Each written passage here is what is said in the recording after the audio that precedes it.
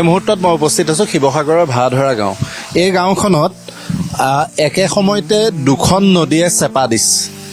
কাষতে দৰিকা আৰু সিফালৰ পৰা দিছয়াঙৰ মথাউৰি ছিগাৰ লগে লগে এই গাঁওখনত 19 তাৰিখৰ পৰা মই ৰাতিপুৱা য'ত আছিলোঁ সেই বেতবাৰী অঞ্চলটোত সেইটো 20 তাৰিখৰ পৰা তাত প্ৰলয়টো আৰম্ভ হৈছিল। ইয়াত এদিন আগৰ পৰা 19 তাৰিখৰ পৰা প্ৰলয়টো আৰম্ভ হৈছে আৰু আজি 18 দিনৰ পিছতো এয়া অৱস্থা। এইটো মানে আমি আগতে ইয়াতকৈও বেছি পানী পাৰ হৈ আহিছোঁ। এতিয়া মই বিশেষ কাৰণত এই পানীখিনি দেখুৱাইছোঁ। মূল পথৰ ওপৰেদি এইধৰণে পানী বাগৰি আছে আৰু আগত ৰাস্তা ছিগাৰ প্ৰায় উপক্ৰম হৈছে, এতিয়াও পূৰ্ণ গতিত পানী পাৰ হৈ আহিছে। এইটো এটা বাসগৃহ, যিজন তাৰ গৰাকী মোৰ সৈতে আছে, মই তেওঁৰ সৈতে কথা পাতিম। এই ঘৰটোৰ ভিতৰত এতিয়াও একাঠু পানী। কেমেৰাটো জুম কৰিলে সেই খিৰিকীখনৰ ফালে গ'লে আমি এটা চিন দেখিবলৈ পাম। এই চিনটো খিৰিকীখনৰ আধাত যিটো তিতা অংশ, সেই তিতা অংশটো পৰ্যন্ত পানী হৈছিল। মানে মই থিয় হৈ থকা ৰাস্তাটোত, মই থিয় হৈ থকা পথটোত প্ৰায় কঁকালৰ কাষলৈকে পানী হৈছিল। তেওঁলোকৰ এইটো ভঁৰাল ঘৰ। ভঁৰাল ঘৰৰ ওপৰত চাওক, এই যুৱকজনৰ তেওঁলোকৰ স্বাৱলম্বনৰ পথ। গাহৰি নি তেওঁ সেই ওপৰত ৰাখিছে, ভঁৰালৰ গাধৈত গাহৰি ৰাখিছে। তেখেত আমাৰ সৈতে আছে। মই আপোনাৰ ওচৰলৈ আহিছোঁ। এইটো আপোনাৰ ঘৰ। কিমান পানী হৈছিল আপোনাৰ ঘৰৰ ভিতৰত? পানী মানে আমাৰ ঘৰৰ ভিতৰততো আপোনাৰ এডিঙি মানে হৈছিলে। আজি আপোনাৰ দুদিন ধৰিব পৰা পানী অলপ মানে শুকাইছে বুলি ভাবিছোঁ। আপোনাৰ খিৰিকী লেভেললৈকে পানী হৈছিলে। এতিয়া যোৱাকালিৰ পৰা যথেষ্টখিনি কমিছে পানী।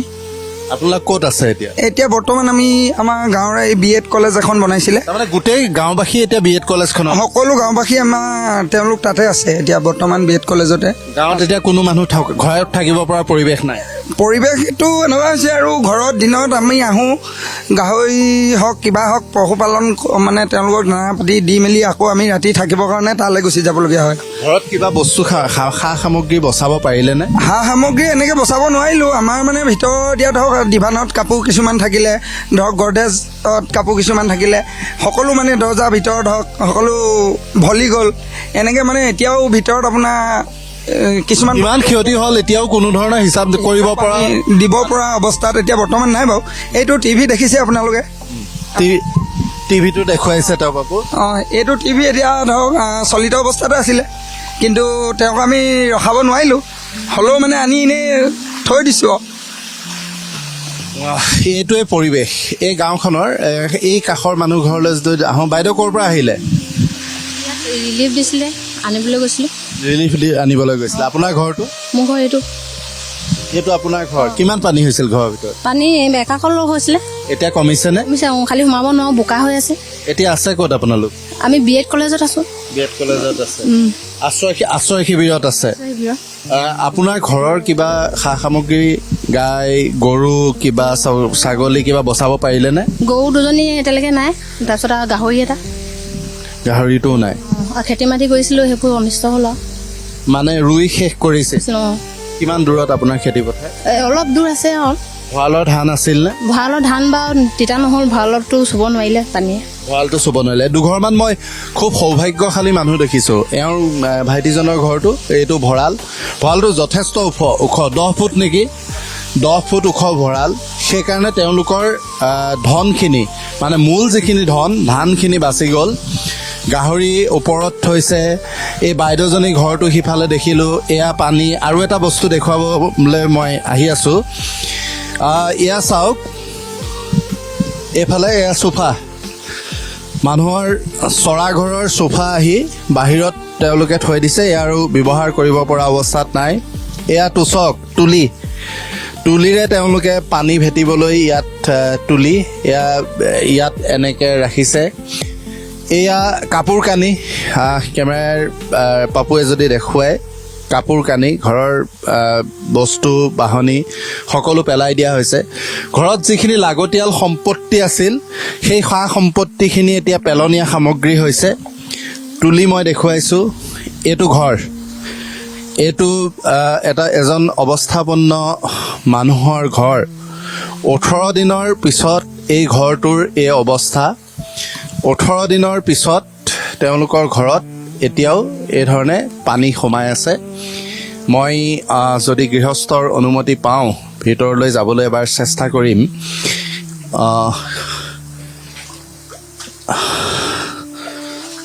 হয়, ঘৰ চাফা কৰি আছে বাইদেউ এগৰাকীয়ে ঘৰ চাফা কৰি আছে। ইয়াত ঘৰত একোৱেই নাই, গোটেই যদি চাই সা সামগ্ৰী সকলোখিনি ধ্বংস হৈছে। পানী মাত্ৰ ওলাই গৈছে।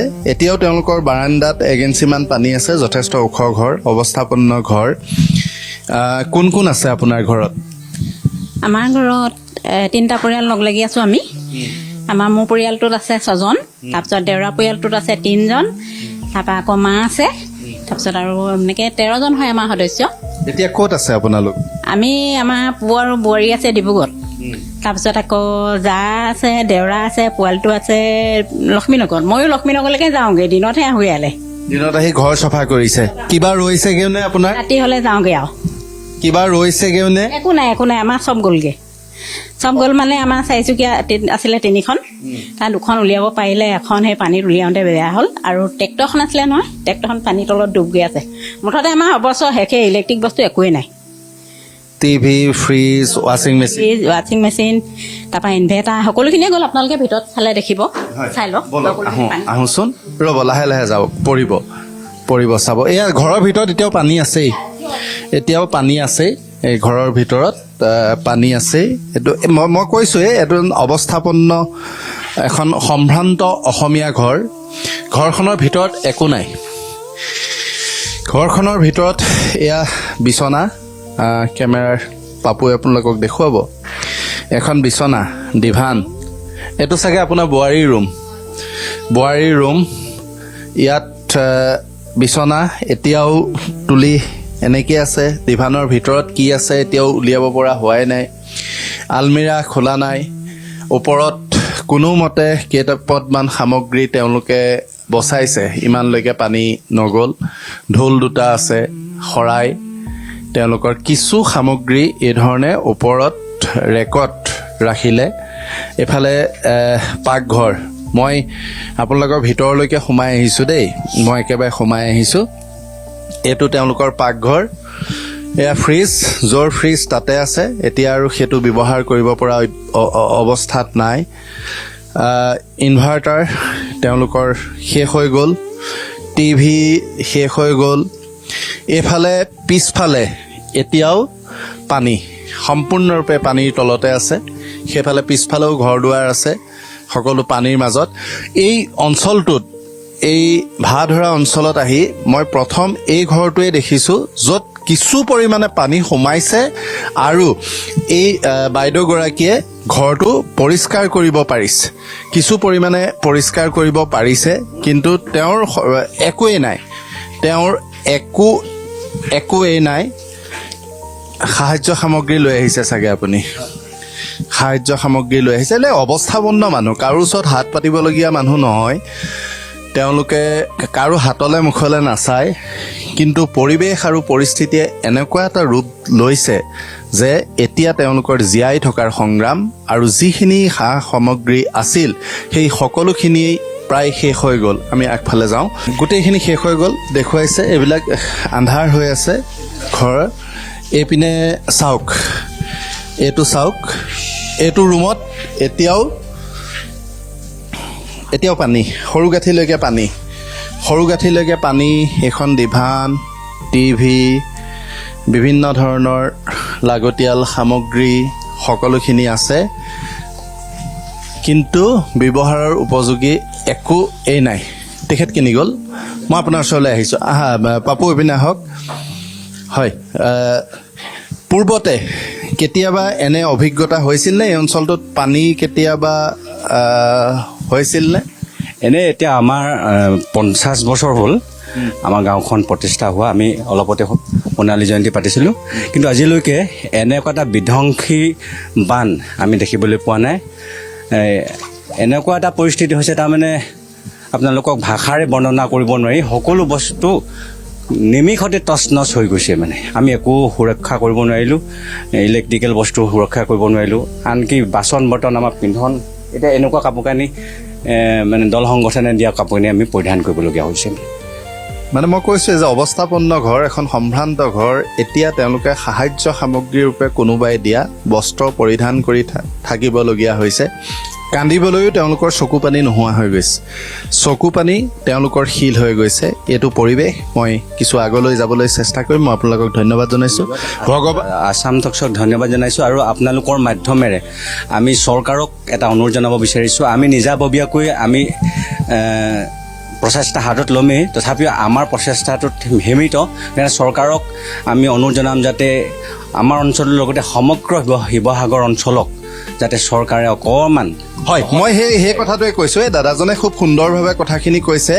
যে এখন অসমীয়া ঘৰ প্ৰতিখন গাঁৱৰে অসমীয়া ঘৰ এই ঘৰবিলাক কেতিয়াও চৰকাৰী সাহায্যৰে এই পৰ্যায়লৈ অহা নাই কিন্তু যিটো প্ৰলয় আহিল যিটো মহাপ্ৰলয় আহিল সেই মহাপ্ৰলয়ৰ পৰা উদ্ধাৰ পাবলৈ হ'লে এতিয়া তেওঁলোকক সাহায্য লাগিব তথাপিতো 20-25 বছৰৰ এটা সময়ৰ প্ৰয়োজন হ'ব 20-25 বছৰৰ উন্নয়ন ধ্বংস হৈ গৈছে দাদাই খুব ধুনীয়াকৈ কৈছে যে আমাক এটা সহায় লাগিব চৰকাৰক তেওঁলোকে ভিক্ষা খোজা নাই তেওঁলোকে চৰকাৰক এটা অনুদান বিচাৰিছে এই প্ৰলয়ৰ পিছত আমাৰ যিহেতু নিৰ্বাচিত চৰকাৰ আছে চৰকাৰখনে তেওঁলোকক চাওক কাৰণ এইখন ঘৰ ইমান ধুনীয়া এখন ঘৰ এখন ভৰা ঘৰ বাৰী সকলো শেষ হৈ গ'ল একো নাই টিভি নাই ফ্ৰিজ নাই লেপ নাই তুলি নাই পিন্ধিবলৈ কাপোৰ সাজু নাই আমি এই মুহূৰ্তত বেলেগ এখন গাঁৱলৈ কাষৰে প্ৰলয়ৰ চিহ্ন দেখুৱাবলৈ আন এটা স্থানলৈ যাবলৈ চেষ্টা কৰিছোঁ পুনৰ আপোনাক ধন্যবাদ জনাইছোঁ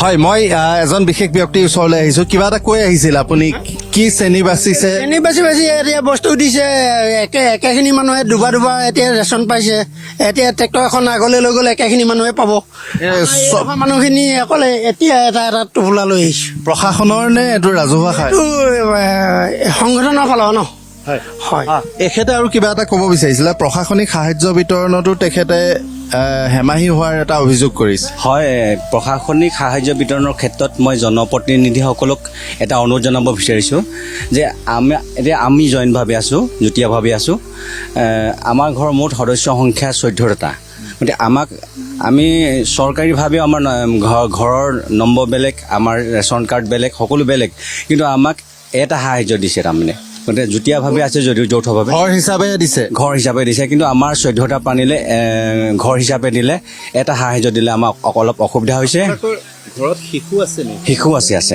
কিমান বছৰীয়া 4 বছৰীয়া শিশু আছে এতিয়া বৰ্তমান নাই টাউনলৈ গৈছে সিহঁতি টাউনত আছেগৈ শিশু আছে মই এটা বেলেগ বস্তু দেখুৱাব বিচাৰিছোঁ তেওঁলোকৰ ঘৰত শিশু আছে মই কেনেকৈ ধৰিব পাৰিলোঁ এইটো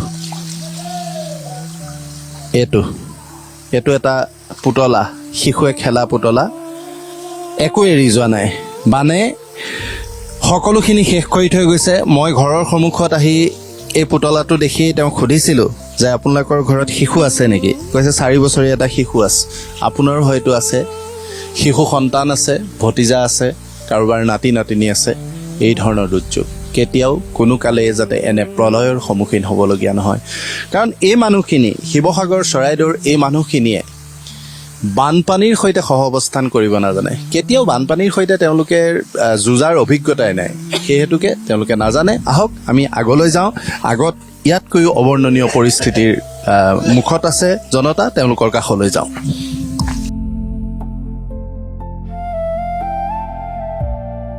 শিৱসাগৰৰ ভাধৰা মাউত গাঁও এতিয়াও এইটো ৰাস্তাত এই ধৰণেই পানী বৈ আছে যথেষ্ট সোঁত আছে এইখন ভাধৰা কৃষি পাম নিগম প্ৰাথমিক বিদ্যালয় এখন কৃষি পাম নিগম প্ৰাথমিক বিদ্যালয় গোটেই ঢলটো এই বিদ্যালয়খনৰ ভিতৰলৈ সোমাই গৈছে আৰু এই বিদ্যালয়খনতে এতিয়া কেইবাশ লোকৰ আশ্ৰয় শিবিৰ এয়া দেখিছে এটা মানে অভাৱনীয় পৰিৱেশ তেওঁলোকে বাচন বৰ্তন বিভিন্ন প্ৰান্তৰ ঠাইত পৰি যোৱা বাচন বৰ্তন বুটলি আনিছে আইসকলে কাপোৰ কানি ধুবলৈ চেষ্টা কৰিছে, বানে টচনচ কৰি যোৱা যিখিনি পিন্ধিব পৰা অৱস্থাত আছে।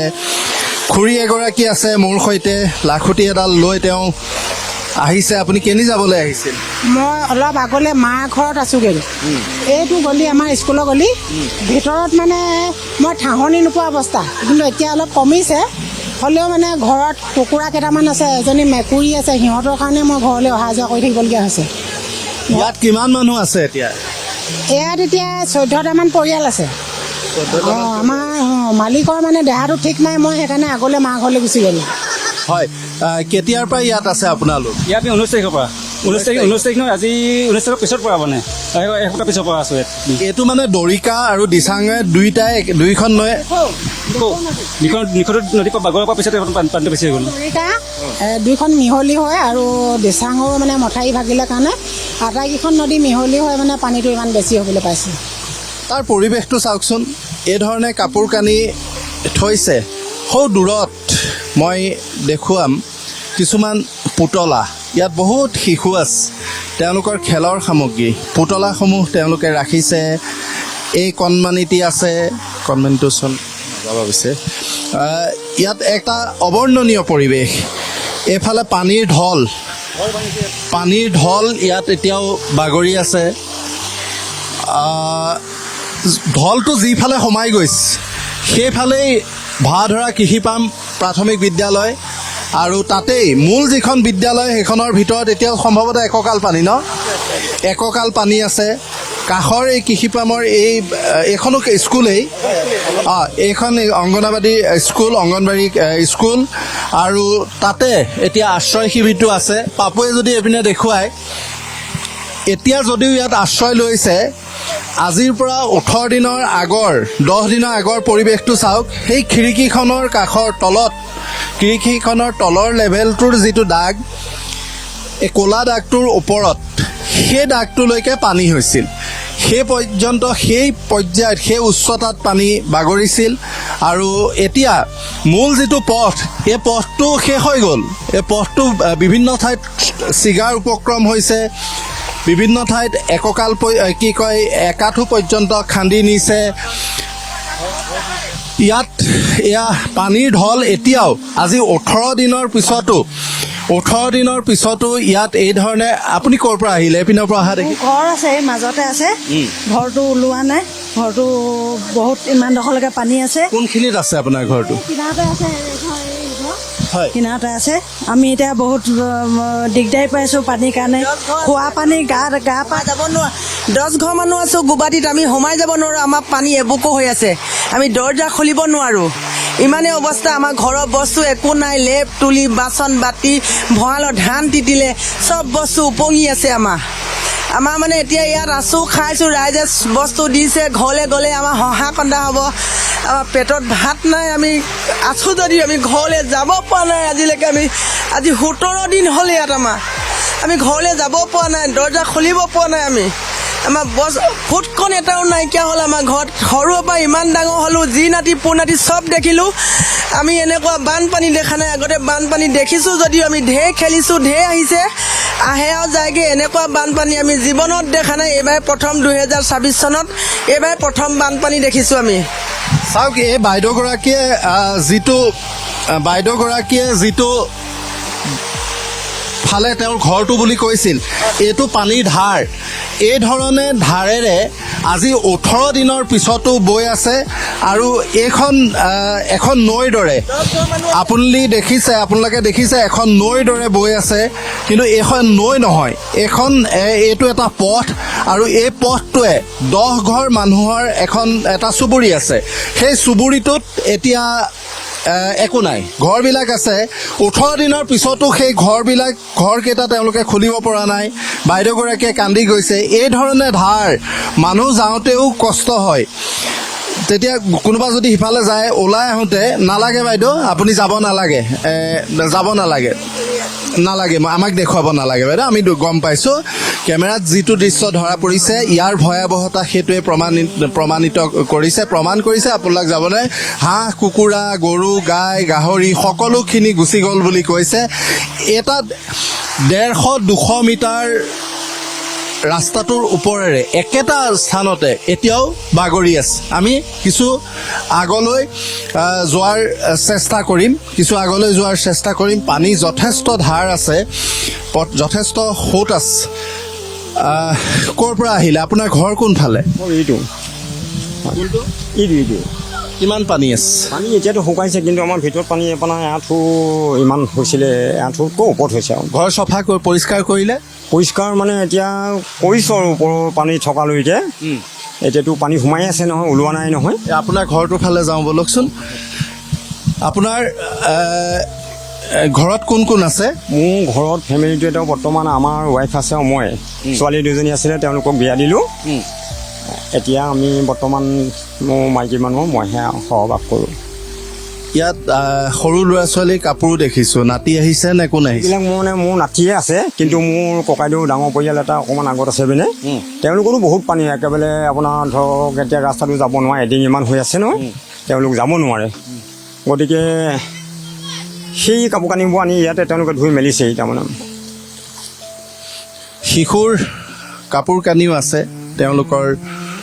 তেওঁৰ ভতিজা বুলি কৈছে, ভতিজা নাতি বুলি কৈছে, ককায়েকৰ ভতিজাৰ সন্তান, আৰু এতিয়া ইয়াতে আছে। এতিয়া ঘৰখন পৰিষ্কাৰ কৰিছে, খিৰিকীৰ আধালৈকে পানী হৈছিল। এতিয়া ঘৰখন, এইখন তেওঁলোকৰ চোতাল, এইখন চোতাল। এতিয়া মই যে প্ৰৱেশ কৰিছোঁ, এইখন তেওঁলোকৰ চোতাল, আৰু এই চোতাল এতিয়াও মুকলি হোৱা নাই। দাদাজনে মোক কৈছিলে ঘৰটো চফা কৰিছোঁ, ঘৰটো মুকলি হৈছে, কিন্তু প্ৰকৃতপক্ষে 18 দিনৰ তাণ্ডৱৰ অন্তত তেওঁ ঘৰটো মুকলি কৰা বুলি কৈছে, কিন্তু মুকলি কৰাৰ পিছতো ঘৰৰ ভিতৰত এতিয়াও পানী আছে। এখন তাঁতশাল নেকি? কাপোৰ কানিবিলাক থৈছে, কাপোৰ কানিখিনি এনেকৈ চাং পাতি থৈছে, কিবা পাৰিছে ওপৰত থৈছে, কিন্তু সেই তাত আপোনালোকে উঠাইছিলে যে তালৈকেতো পানী হ'ল। পানী হৈছে। আমাৰ এইবোৰ মানে বিচনাৰ ওপৰত মানে যিখিনি বস্তু তুলিছোঁ, তাৰো আপোনাৰ আধাটো ডুব গৈছে পানীত। হয়, এতিয়াও ভিতৰত পানী। সোমাব পাৰিম নেকি পাপু? লাইট নাই। এতিয়া আচল সংগ্ৰাম আৰম্ভ হ'ব। একোৱেই নাথাকিলে ঘৰখনৰ ভিতৰত। এখন ভৰা ঘৰৰ ভিতৰলৈ সোমাই আহিছোঁ। ইয়াত একোৱেই নাই। সকলোতে সেই মহাপ্ৰলয়ৰ চিন মাত্ৰ। সেই মহাপ্ৰলয়ে বিধ্বস্ত কৰা ৰূপ মাত্ৰ। নতুনকৈ শূন্যৰ পৰা, হয়তো মাইনাছৰ পৰা আৰম্ভ কৰিব লাগিব এই সকলো লোকে জীৱন। এইখন শিৱসাগৰৰ ভাৱধৰা মাউত গাঁও।